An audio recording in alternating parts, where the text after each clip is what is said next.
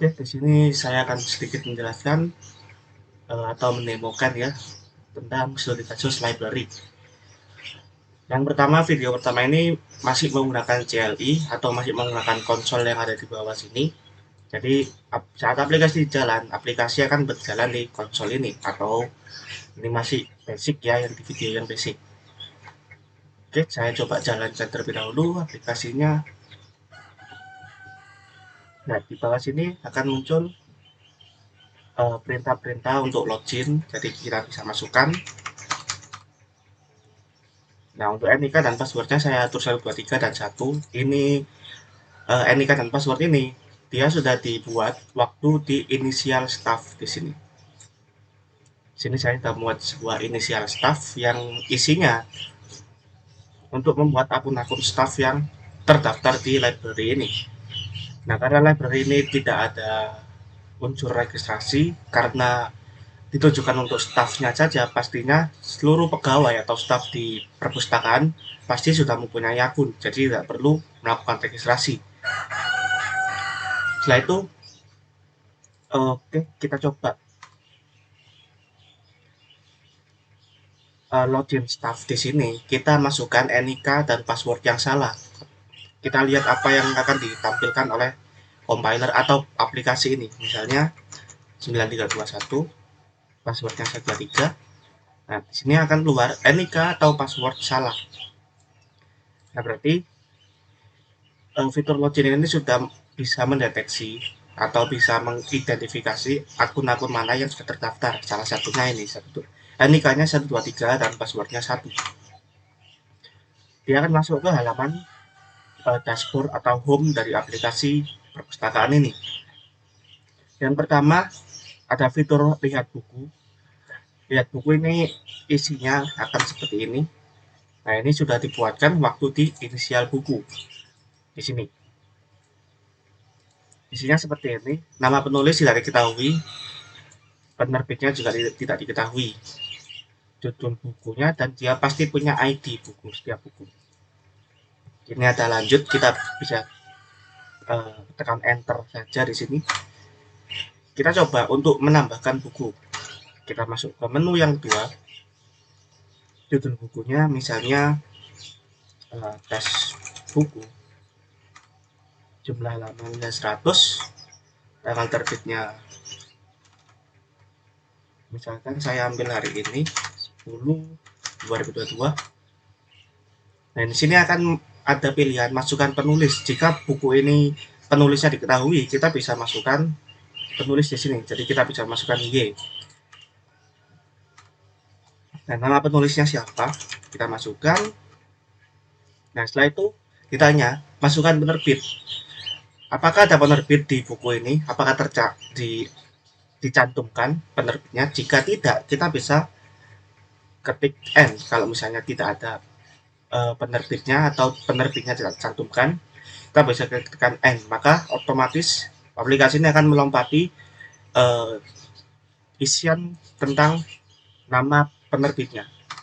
Nah, seperti ini berhasil menambahkan buku. Kita aktif lanjut, kita lihat bukunya sekarang. Nah, sekarang di sini penerbitnya tidak diketahui. Tapi nama penulisnya karena tadi kita memasukkan, maka nama penulisnya diketahui di sini. Kita coba tambah buku satu lagi.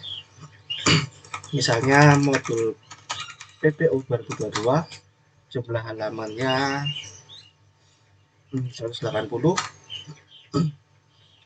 Tanggal terbitnya kita atur gini saja. Masukkan penulis, misalnya ya, nama penulisnya adalah laboratorium. Penerbitnya tidak ada, kita bisa klik N atau kita bisa klikkan Y saja di sini. Nah, kalau kita masukkan Y, maka disuruh masukkan nama penerbit. Misalnya nama penerbitnya kita masukkan itat, alamat penerbitnya misalnya Arif Rahman Hakim, namanya jalan di depannya, Jalan Arif Rahman Hakim. Nah, sini berhasil menambahkan buku. Kita klik lanjut, kita lihat bukunya, dan penerbitnya sekarang ada, dan juga penulisnya juga ada. Setelah itu Kita masuk ke yang fitur yang ketiga, yakni edit buku.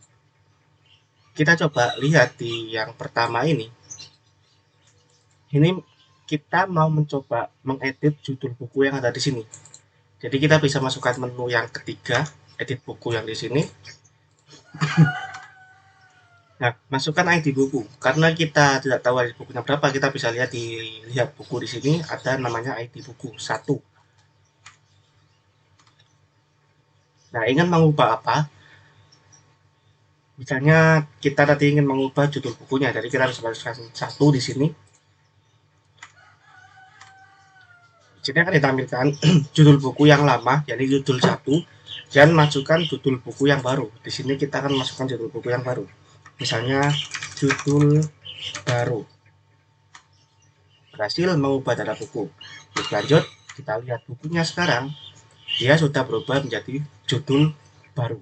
Yang sebelumnya adalah judul 1, sekarang berubah menjadi judul baru. Dan yang terakhir, fitur yang terakhir, ada yang namanya hapus buku. Di hapus buku ini kita akan coba menghapus, misalnya yang ini saja, ID buku 2. Textbook ini kita mau hapus. Jadi kita masuk ke menu yang keempat yang ini. Masukkan ID buku. ID bukunya yang kedua adalah 2. Nah, di sini sebelum benar-benar ingin menghapus, akan ditampilkan halaman konfirmasi seperti ini. Ditampilkan semua data bukunya dan diberikan pesan konfirmasi. Ingin menghapus buku ini, pilihannya yes atau no. Kita masuk ke Y. Di sini tidak ada feedback ya, harusnya ada feedback, berhasil menghapus buku. Kita coba lihat menu pertama dan buku ID 2 sudah hilang. Dan ini fitur yang terakhir, kalau misalnya tadi kalian sadar, saat kita menambahkan buku, ID buku ini dia otomatis menambah dari 1, 2, 3, dan 4, 5, seterusnya. Kalau misalnya buku kedua ini hilang, apakah ID buku tersebut masuk ke kedua atau ID bukunya menjadi 2? Kita coba lihat. Nah, di sini kan ada ID buku 1 dan ID buku 3. Kalau misalnya kita menambahkan buku, apakah ID bukunya itu menjadi 2 atau menjadi 4? Nah, kita coba lihat, kita masukkan menu kedua. Judul bukunya misalnya BBO gini saja. Jumlah halamannya 200. Tanggal terbitnya kita kosongkan saja. Penulisnya no, penerbitnya juga no. Biar lebih cepat, kita klik lanjut, kita lihat bukunya. Nah, ternyata dia masuk ke ID 4. Jadi ID buku ini dia mengikuti ID yang lama ditambah 1 atau ID sebelumnya, ID bukan ID sebelumnya ya, ID data terakhir sebelum ditambah, ini kan data terakhir sebelum ditambah 1. 1 artinya data buku yang baru di sini. Jadi 4. Meskipun di tengah-tengahnya ID 2 ini hilang, dia akan tetap mengambil data terakhir, kemudian diambil ID bukunya, dan ID bukunya ditambah 1 masuk ke data yang baru. Nah, seperti itu. Oke, seperti itu untuk yang CLI. Kita akan masuk ke yang menggunakan Graphical User Interface atau GUI.